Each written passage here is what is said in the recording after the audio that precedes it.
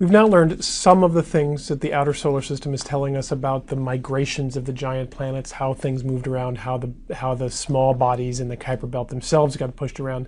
Now it's time to realize some of the things they tell us about why some of our ideas might be wrong. You remember the elegant story we put together about the migration that had to do with where the objects in resonances were. And as I'll remind you of the story, Neptune moves its way out by scattering planetesimals. It moves its way out, pushes things into higher eccentricity orbit, captures things into these beautiful resonances, and makes a very discernible pattern of objects in the outer solar system, which looks a lot like the discernible pattern that we see here. But it does one other thing that we didn't talk about. Remember that process that we talked about earlier about dynamical friction, where you have large bodies, a sea of small bodies, large bodies interact, small bodies interact, and over time, the small bodies end up going fast, the large bodies end up slowing down, and that's because of, well, we had a lot of different ways of describing it, equipartition of energy, or that process by which large basketballs and small ping pong balls all inside of a big container. If you shook them around, the ping pong balls would go fast, the basketballs would go slow. All that's the same sort of process. If you remember when we were talking about the formation of planetesimals, what that really meant in practice is that the large objects got on increasingly circular orbits. Their eccentricities got lower and lower, their inclinations got lower and lower, while the small objects end up with very high eccentricities, very high inclinations. You can watch this process happen again if we go through this again and watch these again. These are the small bodies getting up on these very high eccentricities. You would see them up on high inclinations too. You don't see anything happening to Neptune in this particular simulation because Neptune is actually not interacting with these particles. It's just being physically shoved out by the computer, not actually because of the interactions here. But you can imagine that the interactions of these small bodies with this large one would serve to circularize Neptune's orbit and to keep it at very low inclination. If we looked at Neptune today, it should indeed be very circular and very low inclination through this process. There's been nothing else since this time that would have led it to have a high eccentricity. So what does it look like? Here's a simulation now that does the entire job right. It takes a planetary system of Jupiter, Saturn, Uranus, Neptune. It allows those bodies to interact with the small bodies. Recall, as they interact, Neptune moves out, Uranus moves out, Saturn moves out, Jupiter moves in a little bit. All of these large bodies are interacting with the small bodies. All of them will have their eccentricities dropped to nearly zero in a way that looks like this. If you start them out at pretty high values, and a 0.05, 5% eccentricity means that Jupiter is 5% further when it's its furthest, 5% closer when it's its closest, and that's the current value today. And Saturn is about the same, it's a little bit higher right now. If you start these out at these very high values, the dynamical friction from interacting with these small bodies quickly drops these eccentricities to very, very small values. There's for Jupiter, there's for Saturn. I could show you Uranus and Neptune. They would be the same. Jupiter and Saturn, which we think of as on very nice circular orbits, and they are on very nice circular orbits, 5%, 6%. They are still significantly more eccentric than they should be if they had gone through this process of driving the planetesimals out of the solar system. This is not the only problem. There are a couple of other inconsistencies in our whole story that don't quite fit right. It's hard when you come up with a very elegant theory like planetary migration that fits some of the observations so well. You want it to be the right answer, but you can't force it to make things true that aren't true. That planetary migration scenario would make these eccentricities quite low, and they're simply not. So what's going on? A spectacular solution to this problem has been proposed recently by a group working out of Nice, France. Therefore, it goes by the name the Nice model. And it goes something like this. We know that right now, Jupiter, here's the distance, Jupiter's at 5.2 AU, Saturn's at 9.2 AU. Jupiter goes around 11.6 years, Saturn goes around in 29.5 years. Jupiter and Saturn are close to a 2-to-1 resonance. If Saturn were a little bit closer in, if it were at 23.7 instead of 29.5, they would be in a 2-to-1 resonance. The fact that they're even this close causes a lot of sort of wobbling of the solar system as these come close and go far away in sequence over the years. Imagine what had happened, though, if early on Saturn actually had formed closer. Imagine that Jupiter's out here at about 5.6 AU with a 13.2 year period. And 2-to-1 then is 26.5 year period. It would be at 8.8. AU. Saturn is a little bit closer. It's inside the 2-to-1 resonance with a shorter period. Now remember, we are hypothesizing that the entire solar system formed more compact and spread out, and this is just looking at the consequences of that action. If Jupiter and Saturn form closer, Uranus and Neptune are still out there delivering particles in, planetesimals into Jupiter and Saturn. So Saturn is moving outward, Jupiter is moving inward, and look what's going to happen. Jupiter's period is going to get shorter. It's going to go from 13.2 years, eventually down to 11.6. Saturn's period is going to get longer. At some point, these two are going to cross the 2-to-1 mean motion resonance. When that happens, bad things happen. Jupiter and Saturn are the dominant members of our solar system, and if those two objects were in a mean motion resonance, well, you remember how I described to you when the asteroids were in a mean motion resonance with Jupiter, they came around, 3 times for every time Jupiter went around once. They eventually got their eccentricities pumped up, crossed the orbit of Jupiter, and ejected from the solar system. Imagine what happens to Jupiter and Saturn. Jupiter gets a pull from Saturn, Saturn gets a pull from Jupiter. They both start to get eccentric. These two objects, so large and so much mass in our solar system, becoming eccentric, start to shake the entire solar system. And as you'll see in this pretty simulation I'm about to show you, when that happens, they raise the eccentricities of Uranus and Neptune. Well, and then I'll just show you what happens. Here's a simulation where we start out with Jupiter, Saturn. Notice that they're closer together now. Currently, Saturn's more like here, Uranus is more like here, Neptune's more like here. The Kuiper belt is out here, and we have everything in closer. Let's let time go forward a little bit, and this is just at the moment when Jupiter and Saturn have hit the 2-to-1 resonance, so you'll start to see excitation happening very quickly. Notice the eccentricity of Saturn getting pumped up very quickly. Uranus is the same way. Uranus gets popped back down. Saturn is going up. They start to wobble around a lot, so they don't always go uniformly up.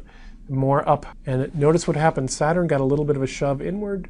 Uranus is getting even higher eccentricity, and in about one time step, a dynamical explosion is going to occur. Suddenly, I'm going to go backwards one. Suddenly you go from an eccentric orbit, but look at this. This eccentric orbit is so eccentric it almost crosses the orbit of Neptune. These two things cross, and once they cross, they might even cross the orbits of Saturn, and they get tossed out into where the Kuiper belt used to be. Notice this thing has an eccentricity of 0.3. Something with an eccentricity of 0.3, semi-major axis of 15 means that it's aphelion. It's furthest away from the sun, is more like 20 AU, so it's invading all the way to out here. It goes up to here now, an eccentricity of 0.5 at 20 AU. That means its aphelion is all the way out here. There's no way these objects can survive while these very eccentric objects are making their way through there. Plus, these two objects are crossing their orbits. It's crazy. The eccentricities of the Kuiper belt get very quickly raised up, and that whole Kuiper belt gets essentially destroyed. In the meantime, the eccentricities of Uranus and Neptune, by scattering all these things out of the solar system or into Jupiter and Saturn, the eccentricities of Uranus and Neptune start to drop, the inclinations start to drop. This simulation doesn't continue on to where they finally drop down to their present values, but they will. They have a lot of material to scatter out. Dynamical friction is very powerful. They will drop back down. And as they drop down to their present locations and present values, they will eject everything from the solar system except for things that are in these mean motion resonances or things that are far enough away that they're not affected. And we will end up with something that looks an awful lot like the Kuiper belt. Okay, so this maybe doesn't seem that much different. Jupiter, Saturn, Uranus, Neptune form in close, and they either smoothly push their way out or Uranus and Neptune get tossed out there and eject things. These are, in fact, however, profoundly different. It's a difference between a very smooth migration of all the planets and a very orderly reshaping of the outer solar system versus a sudden dynamical explosion which shakes the entire solar system, ejects stuff all over the place. There are a few more things that this Nice model predicts or explains, depending on how you want to look at it. And one of them is the presence of two of the small body populations we haven't talked much about. One of them is the irregular satellites. You remember that Jupiter, of course, has a couple of regular satellites, Io, Europa, Ganymede, Callisto, in pretty close to Jupiter, pretty big. Regular, we call them, because they're in nice regular circular orbits around Jupiter. But it has a whole host of irregular satellites really far away, eccentric orbits going all over the place, tiny things. And these have always been understood to be captured. It was just never clear where they were captured or when they were captured or what sorts of objects they were. before they were captured. In this Nice model, these things have to be Kuiper Belt objects. They have to have come from the outer part of the disk. And as this big instability is going on, well, the Kuiper Belt is the most massive small body population at the beginning of the solar system. And so when there are millions and millions of objects flying around the solar system, they're mostly Kuiper Belt objects. So what is there mostly to be captured? Mostly Kuiper Belt objects. One of the interesting questions to find out is, if we could look at some of these small irregular satellites, are we going to find out that they look just like a Kuiper Belt object would look? I'm actually trying to do that project right now and answer some of these questions about some of these irregular satellites. There's a second population that we haven't talked much about, but it's another population of what are called asteroids, and these are Trojan asteroids. These are asteroids that are on an orbit either 60 degrees in front of Jupiter or 60 degrees behind Jupiter.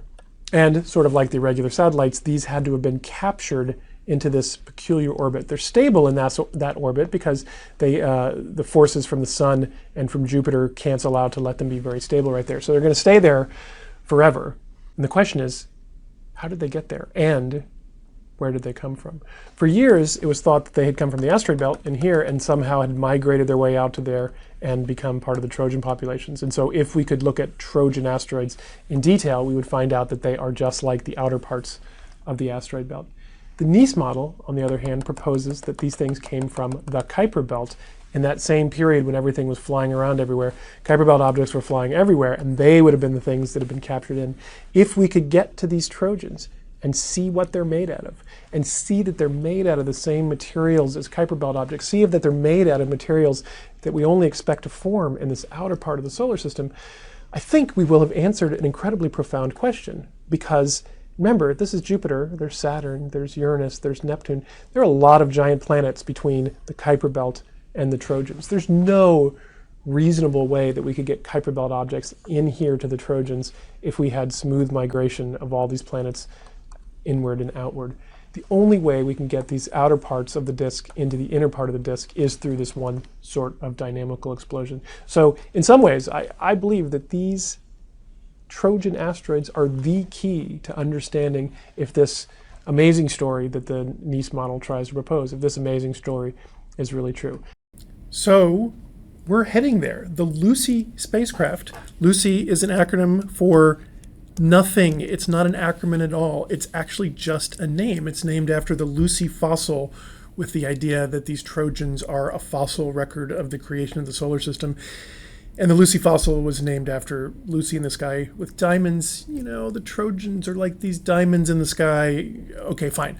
Nonetheless, ladies and gentlemen, a great name, not a lame acronym. I may be a little biased. I'm actually part of this Lucy mission that's on its way to the Jupiter Trojans, and I'm very excited about it. It launched back in October of 2021, and if you look very carefully at this green path, you can see it launches, it goes out, comes back in, encounter with the Earth. It goes out, comes back in, encounter with the Earth. And then finally it goes out, comes out, and it does this incredible tour where it goes by 1, 2, 3, 4, 5 separate Trojans, comes back in, another encounter with the Earth, comes back out again, one last Trojan in the year 2033. The first of the Trojans flybys happen in August of 2027. I can't wait. What are these objects going to look like? Well, maybe something like this. We don't really know what they look like, but we actually have been doing a lot of work trying to study their shapes, trying to understand their rotations, trying to understand everything we can about them before we get there. But when we get there, we'll get to see how wrong we really are and what is on these surfaces, what these things are made out of. Along the way, like everybody else, we've found an asteroid to go fly by. Donald Johanson. Donald Johanson, by the way, is the discoverer of the Lucy fossil. This asteroid didn't have a name, so we got to name it Donald Johanson after him. He was very happy about that, I'd like to point out. And that flyby is as we're flying through the asteroid belt. A really interesting thing happened, though, on the way to Donald Johanson and on the way to the Trojans, which is that, remember how I told you that you never just fly through the asteroid belt and accidentally run into something? The Lucy mission came the closest to accidentally running into something that has ever happened before. It didn't come anywhere close to accidentally coming close to something, but there was an asteroid that was only found after the launch had already happened, and we were on our way out and realized we could actually go see this asteroid. This asteroid also didn't have a name. The name is now Dinkinesh, which is another name for the Lucy fossil. And as we were flying in, and it's small. It's about a kilometer across, smaller than that dot. It's about the same size as Bennu that I just showed you, and it was astounding. Here are some pictures. Okay, so it looks a little rough and tumble, sort of like that Bennu did. Maybe even kind of that same trapezoidy kind of shape as you go around it, and then. Oh, as we came in, realized that there's a moon peeking out from behind it, which is super cool. And then, perhaps one of the more amazing images in space I've ever seen, as we got along to the side, we looked at that moon and realized that moon is a double. It's a moon, I guess. And you can't tell that right here because the two are aligned perfectly, and you only see one of them because you're looking down this direction. But as you got to the side, there's a moon of these things. The formation of this moon is some incredibly complex history of rotation and fission and reaccretion and who knows what that's being worked out right now. But this was just a fun find on the way to the truly exciting science of going to the asteroids with the Lucy, not a lame acronym, mission.